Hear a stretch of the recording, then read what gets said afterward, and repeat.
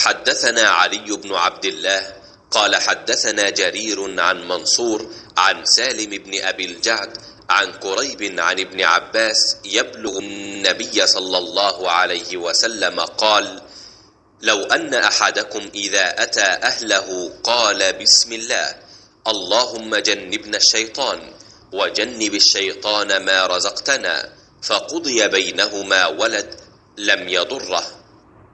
नबी अकरम सल्लल्लाहु अलैहि वसल्लम ने फरमाया, जब तुम में से कोई अपनी बीवी से जमा करे तो कहे अल्लाह के नाम के साथ शुरू करता हूँ, ए अल्लाह हमें शैतान से बचा और शैतान को इस चीज़ से दूर रख जो तू इस जमा के नतीजे में हमें अता फरमाए।